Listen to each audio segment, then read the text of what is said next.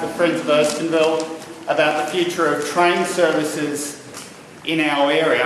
Let me begin by first acknowledging that we meet on Gadigal land, which is the traditional lands of the Indigenous people of the area, and we offer our respects to elders past and present. Tonight's meeting is an opportunity to give some information to the community from some people who know a lot about transport. It's also an opportunity for us all to come together and talk about public transport and the lifeblood of that public transport in this area, being train services from Erskineville and from St Peters. In the last 3 weeks, it's been a period of time where the government has opened up consultation on the new Sydney Metro. Now, the new Sydney Metro will see services, the Bankstown line services, which currently service Erskineville and St Peters, be cut. Once the Sydney Metro is introduced, those services will be cut. Sydney Metro have said that there will be replacement services, but they acknowledge that there may be less services. We are pushing, and we've started a campaign, the Friends of Erskineville, to get some information out to the community and to educate about the current loadings that are happening in the morning peak.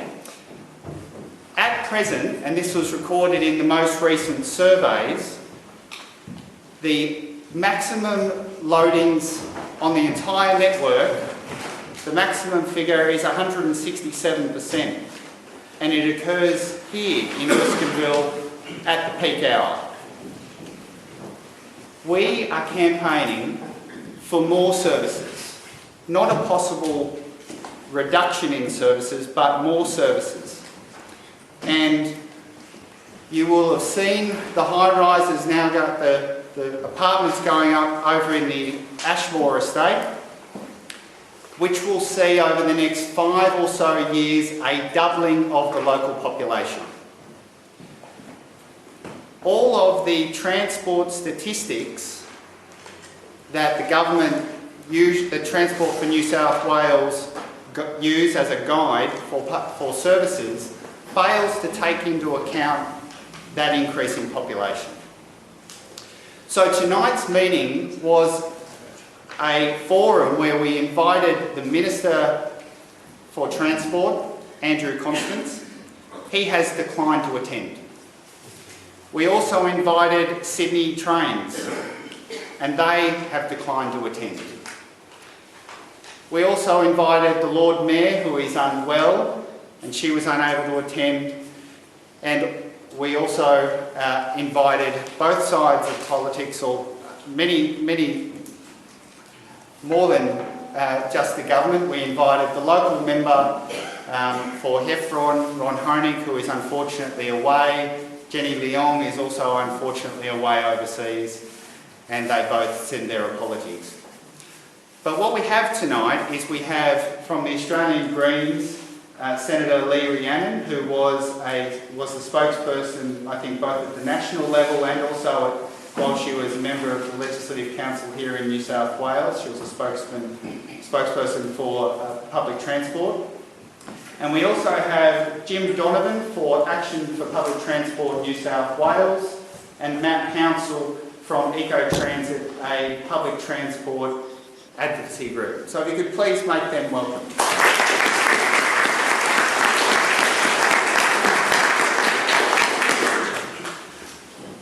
The format for tonight is that we will, I just want to say a few more things about the campaign that we've been running, but then it will be an opportunity for Jim to speak about some of the history behind the train services in New South Wales, then for Matt to talk about a little bit more about the Metro, and then for Senator Rhiannon to address us on public transport in our area and how we can move forward with our campaign. Over the course of the last few weeks, we've had a fantastic response from the local community. We've handed out some 1,500 flyers at the local train stations.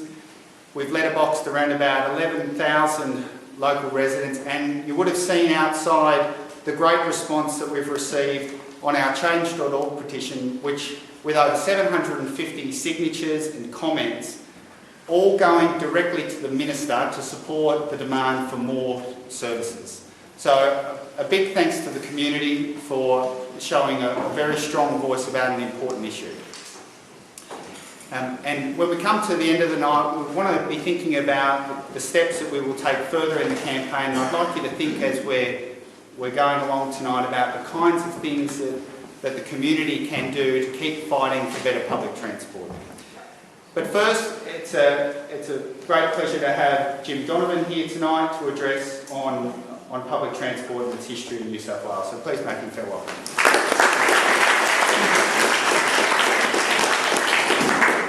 I can't remember having a bigger audience, certainly not at this time of night. What I'm going to say is my own views and not necessarily those of any organisation. The reason we have public transport is it makes cities possible. If you need to get people in to be productive, it has to be close together. And if you all take their motor cars, there won't be room.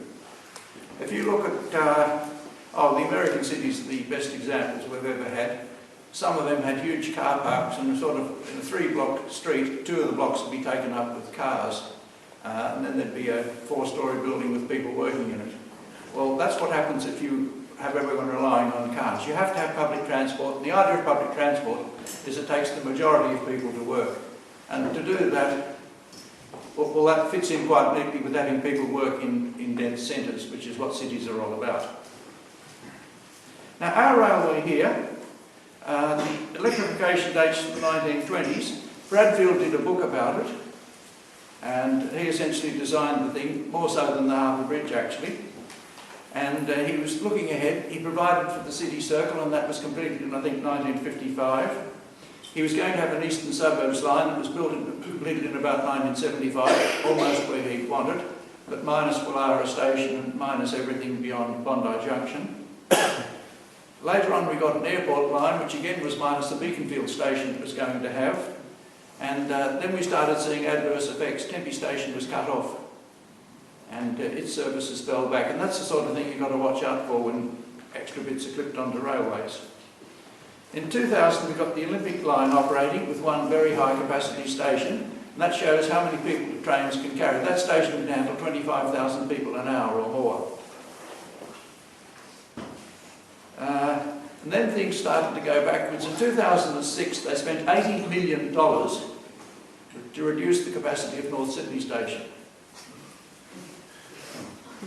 That's what happens when you put people together to work out how to do things. The next few years, a few rail bottlenecks were eased, things were put on. Hornsby, for instance, got an extra platform. The Cronulla duplication got underway eventually. Relatively minor additions made minor increments to the capacity of the system. In 2009, the Macquarie line from Epping to Chatswood opened, or half opened, and we never got the bit from Epping to Parramatta, and we never got the station under the campus at the University of Technology campus. We never got our bridge across the Lane River. And there was another adverse effect then. The people who live at places like Cheltenham, Beecroft, Pennant Hills, Thornlea, found themselves going to town a different way. And then it changed again, and then it changed again, and it's going to change again in a couple of years when the North West Rail Link is put through. And anyway, the people over there, I know, are very annoyed at the fact they won't be able to get direct trains to town anymore. They'll have to change probably twice. Now, getting back to Epping, in 2011, just before the election, there was a meeting at the Epping RSL which was addressed by the then Minister for Transport, John Robertson, and the member for Willoughby and opposition spokesman on transport, Gladys Berejiklian. And Gladys said that her side was going to create a body called Infrastructure New South Wales with the express task of looking at all infrastructure projects to make sure that they were good value for money. And then John Robertson, and she went on to say, oh yes, we're going to build the North West Rail Link. And John Robertson couldn't resist himself. He asked, what's going to happen if Infrastructure New South Wales don't think that the North West Rail Link is good value for money? Gladys said, of course it's good value for money and wouldn't hear any different. Well, we all know what happened there. Infrastructure New South Wales was created, ignored railways and started wanting to build roads, which is probably one of the reasons that so many of you meet together, you're worried about WestConnex.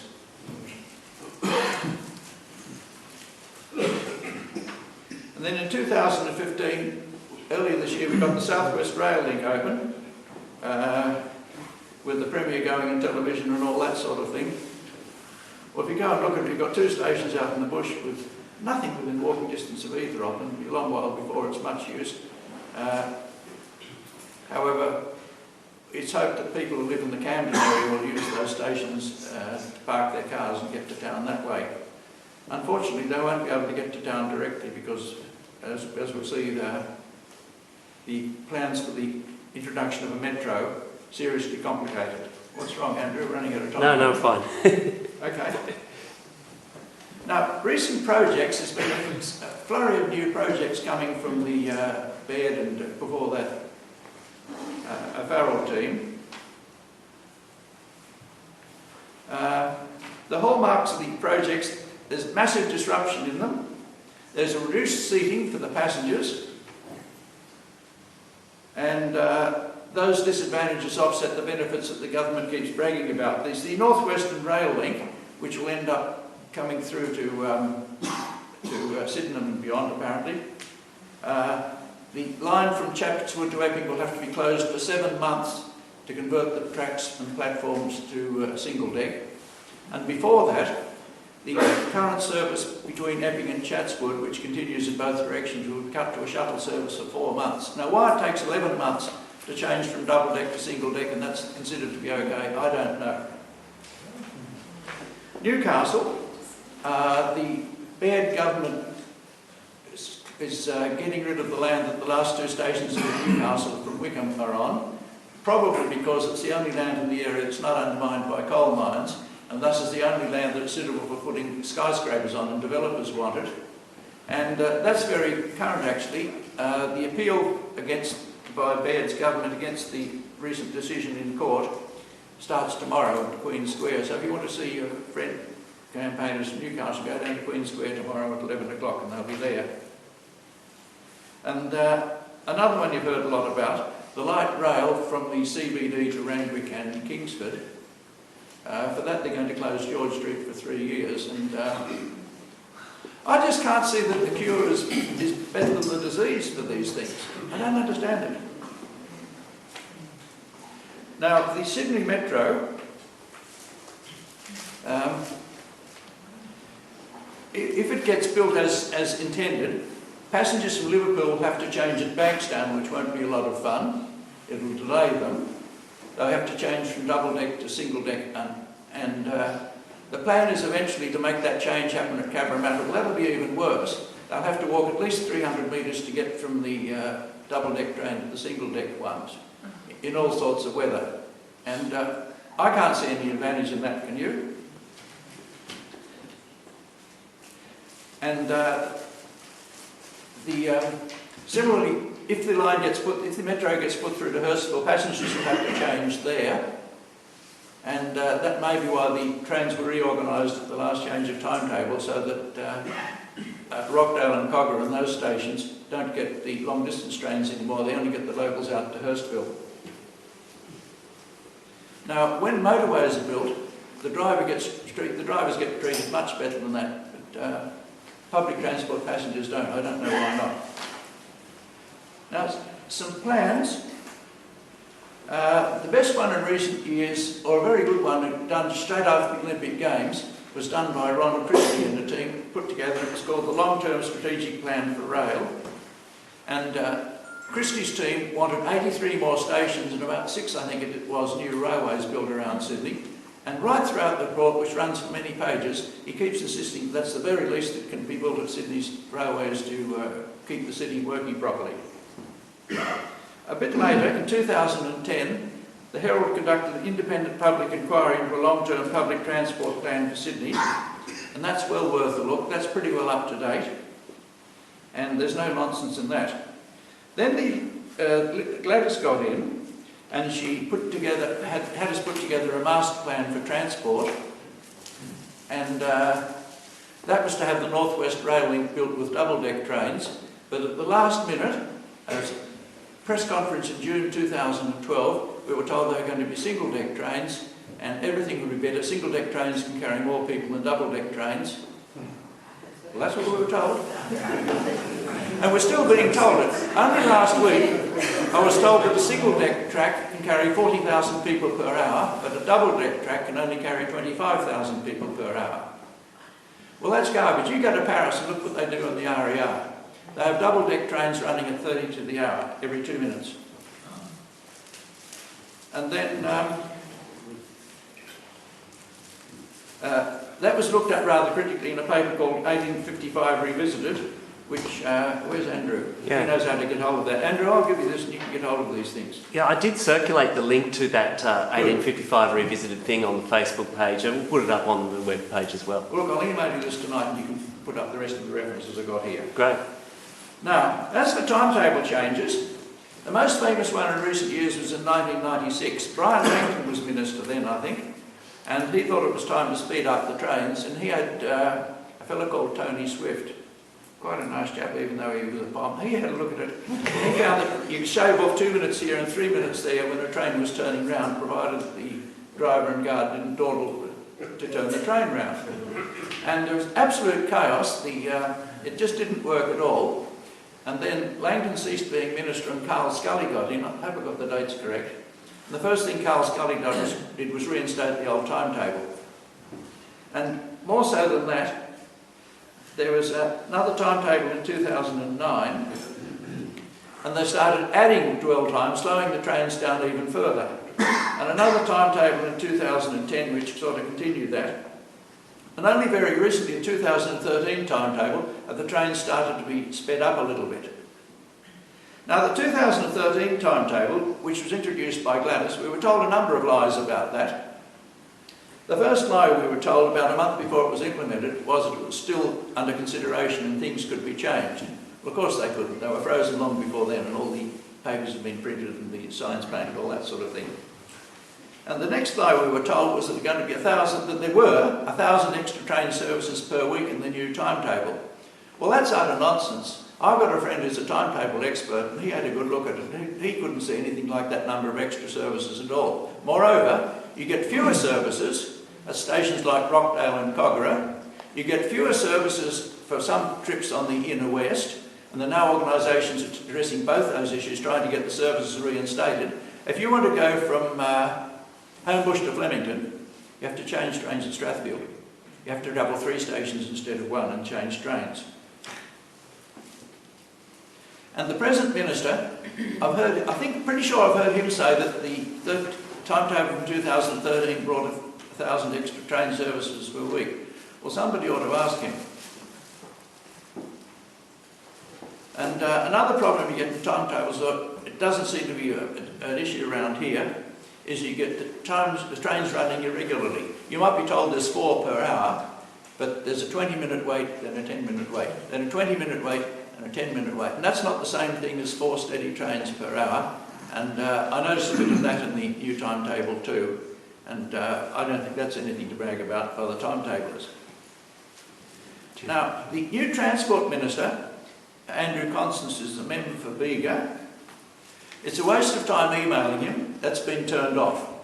There's probably still a web page you can send him a message, and who knows what happens to it. You can write to him, and if you're lucky 3 months later you'll get a sort of a form letter made up of sentences typed from some word processing computer that's looked through whatever you wrote and ignored the meaning of it. But if you're concerned about your services, what you must do, so that you're doing the right, must do the right thing, you must file a complaint on 131500. Then after that, I reckon it's fair enough you can do anything at all. You should be using social media, you should be getting the local papers, and you should be making life uncomfortable as far as possible for the government and for people who like drawing high salaries running the railways, to get them to put more services on out this way. There's things they can do, but they won't do unless they're pushed. Now, have you people been in touch with the Restore Inner West Line? A little bit. We linked to their campaign. And what about Restore Our Rail from the south? I'll give you all the... Yeah. Andrew, yeah. So that's where we are. This Bradfield's book is a rather charming thing. There's a station on the front, photograph of a station that probably none of you have ever seen before. Well, you have. That's what North Sydney Station looked like when I left school. You wouldn't recognise it now. Thanks very much.